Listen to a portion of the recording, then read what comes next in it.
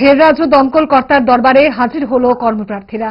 দপ্তর কর্তার সঙ্গে সাক্ষাৎ করে ডেপুটেশন দেওয়া হলো কর্মপ্রার্থীদের তরফে। প্রসঙ্গত 2022 সালে দমকল দপ্তরে গাড়ি চালক সহ বেশ কিছু পদে নিয়োগের বিজ্ঞপ্তি জারি করে দমকল দপ্তর। নিয়োগ প্রক্রিয়া চলার মাঝখানে আচমকা থমকে যায় নিয়োগ প্রক্রিয়ার গতি। তার ফলে হতাশা নেমে আসে নিয়োগ প্রক্রিয়ায় অংশ নেওয়া কর্মপ্রার্থীদের মধ্যে। দফায় দফায় দপ্তর কর্তাদের সঙ্গে দেখা করে আসছেন কর্মপ্রার্থী যুবকরা। আজও ফের সাক্ষাৎ করতে আসেন দপ্তর কর্তার সঙ্গে। কর্মপ্রার্থীদের কি জানিয়েছেন দমকল কর্তা দেখুন।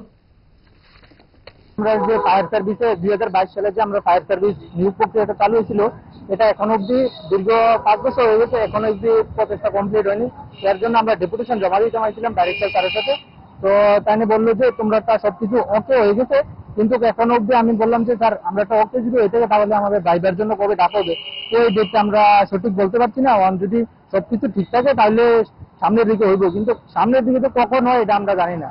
কিন্তু বিভিন্ন ডিপার্টমেন্টে যাইলে কয় তার কাছে আইলে ফাইল পাঠাইবো উপরে। এতদিন ছিল যে ফাইল উপর থেকে হয়েছে না, এখন বলছে যে সামনের দিকে হইব, সময় লাগবে একটু। তা আমরা কি যে যারা বেকার আছে তারা কি 5 বছর ধরে আইতেছে যাইতেছে, এটার মানে কোনো দাম নাই, বুঝছেন? এই পরিস্থিতি হয়েছে এখন। আমরা বেকার যারা আছে তারা একদম কঠিন পর্যায়ে চলে এসে, মানে না এদিকে যাইতে পারতেছে না ওইদিকে যাইতে পারতেছে। বয়স বাড়তে হয়ে গেছে, অন্য ডিপার্টমেন্টও দিতে পারতেছে না, এই হচ্ছে সমস্যা।